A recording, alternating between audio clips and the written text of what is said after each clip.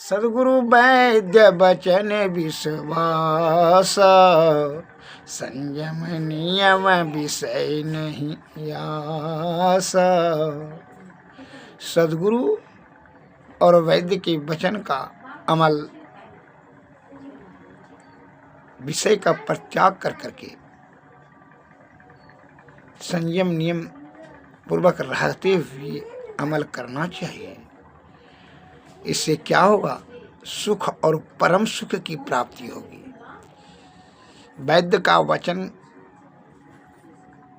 विषय पर त्याग करके अमल करने से आरोग्यता, दीर्घावस्था, दृढ़ता, निरोगता प्राप्त होती है।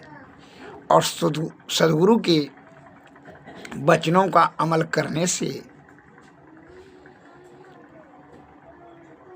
परम आनंद, परमेश्वर, सतलोक, परब्रह्म, परमात्मा की प्राप्ति होती है। अर्थात यह जीव आत्मा को परब्रह्म की प्राप्ति हो जाती है। और परब्रह्म की प्राप्ति होने पर यह जो है आवागमन का चक्कर, ये 84 लाख योनि में जो परिभ्रमण अनादिकाल से जीव आत्मा कर रहा है,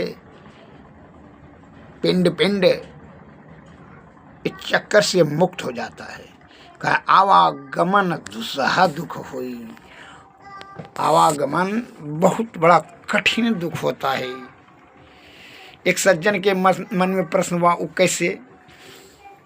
मलमूत्र के बीच कुंड में 9 महीना माँ के गर्भ कुंड में लटकना पड़ता है।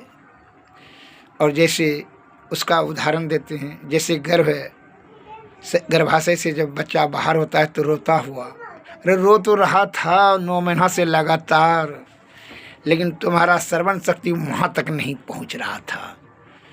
तुम्हारे निकट आया तब तुम सुनने लगे। तुम जो है उसको झूठ मूठ का सुख देने का चेष्टा करने लगते हो, आसक्ति होने की वजह से। लेकिन जब तक कि वह स्वयं अनासक्त भाव से ईश्वर की प्राप्ति नहीं कर लेता है, सद्गुरु के शरण में जा करके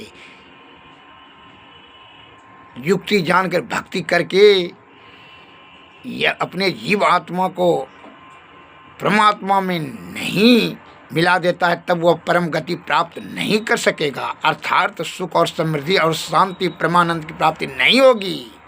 इसलिए सद्गुरु के शरण में जाना चाहिए। यह